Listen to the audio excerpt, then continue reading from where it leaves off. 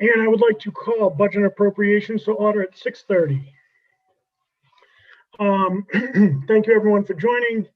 Sitting on the committee as always is Council Cobus, Council Conti. Thank you to everyone for joining today. Today's going to be a great meeting. I've asked the city auditor, Deb Gould, to join us. She's going to talk a little bit about the budget and just kind of give us a little bit of an update. So this is, it's always a pleasure to see Deb. So before we do that, I have three quick motions I want to read. We'll get these out of the way so we can focus on the city auditor. So, Council Cobus, do you mind taking notes for me? Got it. Thank you, sir. From the docket of April 20th, 2021, I entertain a motion to appropriate $20,000 from account 1000-359000 undesignated fund balance free cash general government to account 1145-1000-517240 treasurer Medicare to cover the remainder of fiscal 21 expenses. Second. Thank you, Todd. So this is the time of the year where we're going to start getting requests for appropriations such as these, just to help departments get through the end of the fiscal year. And of course, this is fiscal, we're in the last quarter of fiscal 21. So essentially the estimate is a forecast based on the average payroll activity and takes into consideration step increases, additional personnel that might have been added. This forecast does not include any large payments of overtime that would be the result of any unforeseen circumstance. If any large overtime payments are required or any other unanticipated special payroll are submitted, additional funding may be required. Any funds that are not expanded will close to the general fund at year end. Questions, comments, concerns? Seeing none, all those in favor? Aye. Motion passes 3-0. All right, so this one team is going to break the bank, so just kind of buckle in. I entertain from the docket of April 20th, 2021, I entertain a motion to transfer $150 from account 1124100-7578-300 citywide reserve fund for transfer to account 116-11000-542010. Second. Thank you, Todd. Yeah, this is just for the clerk to finish out the year. It's $150. So obviously I was being a little sarcastic when I said this one will break the bank. So like I said, this time of year, we tend to see a lot of these requests come in just to get the department heads to June 30th. Any other questions, thoughts, or concerns? Seeing none, all those in favor? Aye.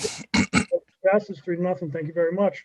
And finally, from the docket of April 20th, 2021, I entertain a motion to transfer $2,500 from account 1124100-578300 citywide reserve fund for transfer to account 1220100-545010 fire supplies housekeeping. Second. Thank you, Todd. And this is just to cover the normal cleaning supplies. The chief, stressed this isn't for COVID. This is just your normal cleaning supplies just to get through the end of the fiscal year. And of course, you have the fire stations where people live there. They spend overnights there. So you're gonna, just like your own house, you're gonna need cleaning supplies when they run out. Any other questions, thoughts, or concerns? Seeing none, all those in favor? Aye. Motion passes 3-0. All right, so I want to thank our city auditor, Deb Gould, who over the last several years has really been a true partner to the council. She's been available with an open door to anyone who has any questions or concerns. As I said to Deb earlier this afternoon when we were talking, I have learned so much from Deb working with her as the budget chair over the last 4 years. There's no one who understands municipal finance the way that Deb does, and the accessibility to the council is really refreshing. And, I'm sure that I'll ask her a question. She'll be like, really, this question again, Counselor? Come on. She's always very gracious. So I did ask Deb to come down, just kind of give us an update of where we're at with the budget, what are we looking at, how are things going? And Deb, the floor is yours. Thanks so much for joining. Thank you, Counselor Delicio. Good evening, everyone. Haven't seen you in a while officially, so this is nice to see all of you. We're about to enter the budget season.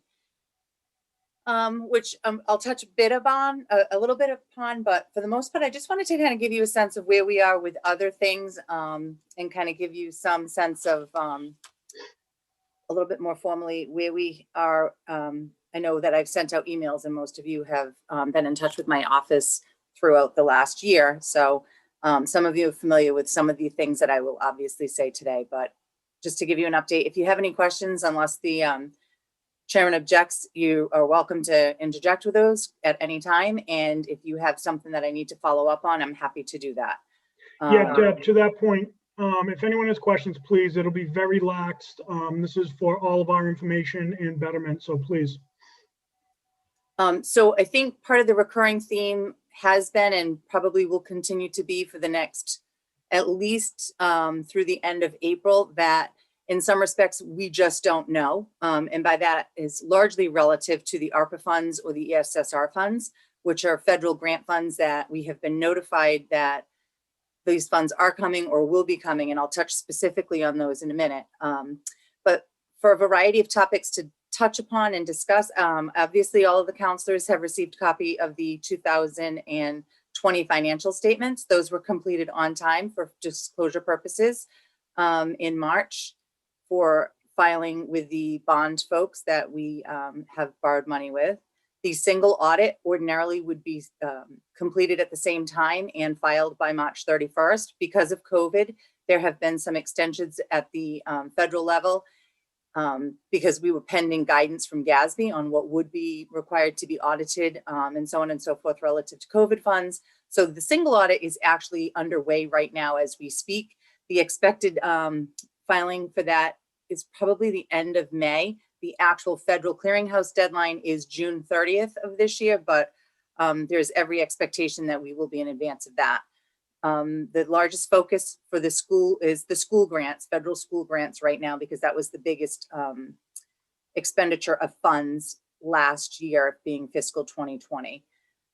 At the federal grant level, speaking of the school department, I wanted to update the council that I continue to have regular conversations with Mark Furtado.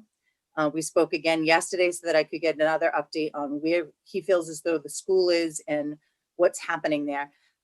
The school is expecting to be able to turn back funds relative to transportation. As you know, school transportation is a non-net school spending number, and anything in excess of the appropriation for transportation will come back to the city. Some expenditures relative to transportation have been borne by COVID-related grants. Some of the cleaning requirements for transportation have been from grants as well. So there should be a little bit of money there. Of course, the school department continues to provide services out of district for SPED, and they also continue to provide services related to McKinney-Vento. So those costs continue to fluctuate, but as it stands right now, there is an expectation that net school spend, non-net school spending, eligible expenses related to transportation will not be in a deficit. There's no expectation that they'll be coming to the accounting office and me and the school working together coming before this honorable body asking for funds in that regard. The school department, similar to most lunch programs nationwide,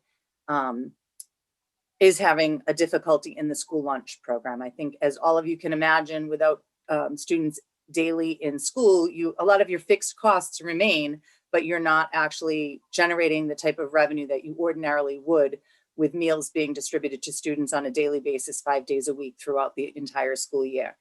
Presently, the school department is forecasting a deficit in the school lunch revolving fund. If there does actually come to the end of the school year close to deficit or at a deficit, the school department's regular budget would be responsible for covering that deficit. The school department presently expects to be able to absorb that budget from its existing budget.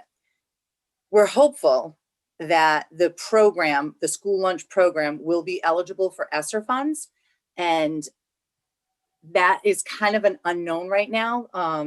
There is some indication from DESE that there may be funds available to assist in the school lunch program. There actually was a very small school lunch program grant that the school did receive earlier this fiscal year, which was on the order of $15,000 or so, that those obviously were used to defray expenses for the program.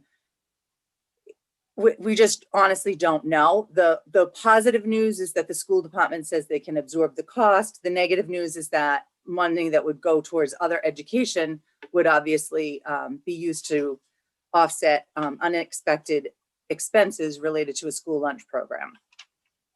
Right now, the school department is also out of its regular operating budget supporting Abacus program expenses. As most of you know, the Abacus program is the before and after school program within the school department. This program has experienced significant losses since March of 2020. Lots of the revenue generating programs obviously went away immediately when students were not participating in before or after school programs. In fairness to the school department, specifically for Abacus, the school department believed that and planned for some of the grants that were originally received relative to COVID to be able to absorb certain expenses. The guidance and guidelines relative to the criteria for which you could expend money did not allow for Abacus expenditures to be picked up from the grants. The state and federal guidelines actually perceived that to be revenue replacement, so that wasn't allowed. The school department has been working with the Abacus program and has, like I said, covered some of its expenses. But to give you an idea, the current year expenditures of the Abacus program that are charged to that revolving fund have outpaced revenues by about $215,000 so far this fiscal year. So that particular program is something that the school department continues to monitor closely and is supporting from its regular existing budget. Barring anything unforeseen and unknown, extraordinary and unknown that the school department believes it will break even. One of the other large expenses that they experienced this fiscal year, I think you've all been made aware of this multiple times, is utility costs, particularly for heating in the school department throughout the fiscal year, have been higher, particularly during the winter when you had to bring in greater amounts of external fresh air and heat that air in order to heat the buildings. So that did cost them more in the utilities, something on the order of six figures, probably $100,000 or better. All in right now, they are expected to net positive with the return of the transportation funds. I also think it's important that the city council is made aware that the school department grants directly received by the school department relative to COVID that are already on the city's books, things that my office has been made aware of that are specifically COVID related, are 7 grants. Those 7 grants, the school has many more than 7 grants, but these particular grants are grants that have been funded and given out because of COVID. 7 grants totaling $2,857,000 plus, a small amount. They've committed and spent about $2.3 million of that money. They have just under $500,000 of their first wave of grants that they've received unexpended. In addition, we have received notification of ESSER 2 and ESSER 3, which are the right acronym is the Elementary and Secondary Emergency Education Grants. Those 2 grants are on the order of $2.7 million and $6.2 million for an additional $9,082,000 and change that will be forthcoming, we believe, for the school department and education related expenditures. The difficulty about discussing any of these grants in the case of the 2.7 and the 6.2, I don't have any paperwork on those yet. So I can't tell you what the criteria for those grants are yet. I cannot tell you yet the term that they get to expend that money. A lot of the grants that the school department did receive for fiscal year 2020 were extended into fiscal year 21. So they've been able to access some of those grants. Part of the great difficulty for not only Attleboro's finance office at City Hall and the school department office at central office, along with my colleagues throughout the Commonwealth, is managing and maximizing the use of federal dollars so that anything that can be used for federal money is used first for the programs that we can. We have found ourselves repeatedly reviewing and looking into what money can be used for and how we can maximize those dollars so that the school department continues to do that. An example of that is the COVID Relief Trust Fund that the city of Attleboro received. The $3.9 million, I think everybody's familiar with that. A portion of that money was used to support school and education related expenses, some of which were because we believed they were going to be FEMA eligible up front, you know, the disinfecting of schools and the purchasing of PPE and so on and so forth. There was a $125,000 earmark. That earmark was inside of the $3.9 million that had to be used for the school department for purchase of particular types of materials, and that was PPE related. So in addition to the grant money that the school has received on its side of the ledger, the general government side has also supported some programs for the school. The city has, like I said, received the $3.9 million for COVID relief from the COVID Relief Trust Fund, as well as we've been approved and have been actively working with FEMA funds. Now, the rules again for FEMA have changed multiple times. I am pleased to report that as of today, the first workbook related for the city for FEMA funds, all expenses paid in fiscal year 20, were actually moved forward from the state MEMA level forward to the FEMA first review stage.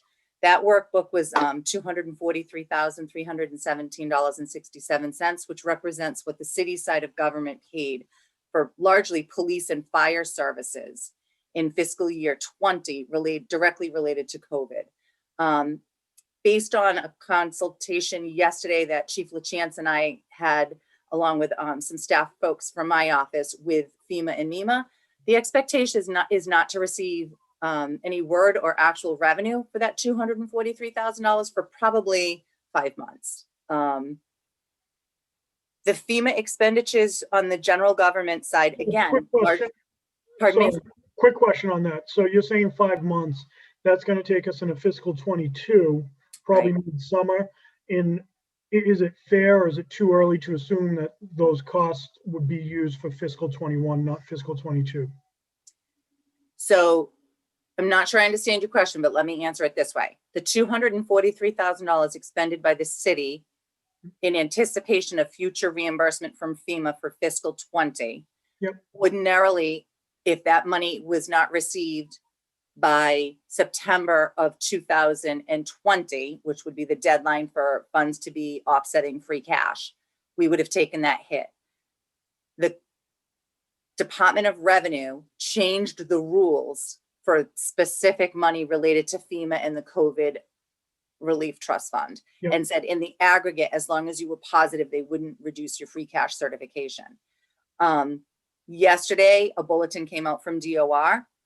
There was nothing in that bulletin previously that differed from previous guidance saying we will deduct. Okay. If DOR does a reduction of your fiscal year 21 free cash, if that 243 is not in, that would be a deduct. Okay. In addition to that deduct, if they don't provide relief, the additional reduction would be $734,000, which has been expended year to date on police and fire in fiscal year 2021 for direct COVID related services, things that we truly believe are allowable for reimbursement at 100% now, because that rule has changed. Yeah.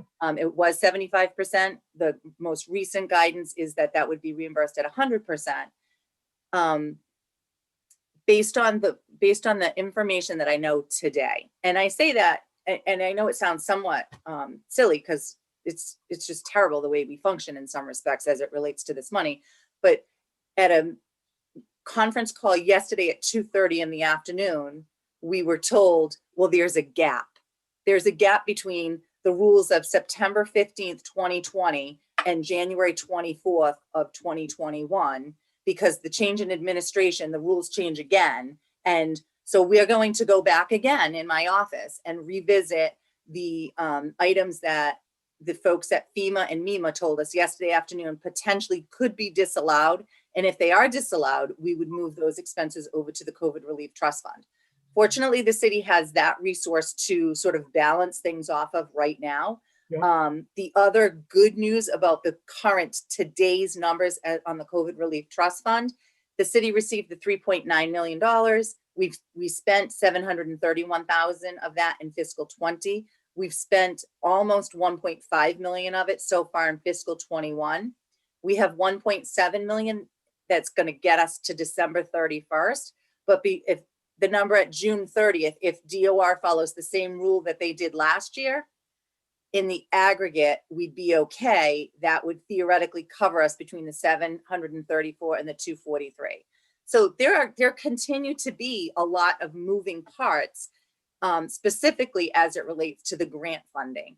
The other really big grant number that people, particularly the municipal council, I need to make you aware of, there were some small grants, some small amounts from, you're familiar with CDBG, the council approves that grant on an annual basis. There has been additional federal funds specific to COVID that have come in. It's on the order of $249,000 that we already have the paperwork on and the rules on. We're expecting an additional 405,000 about, for a total of 654,000.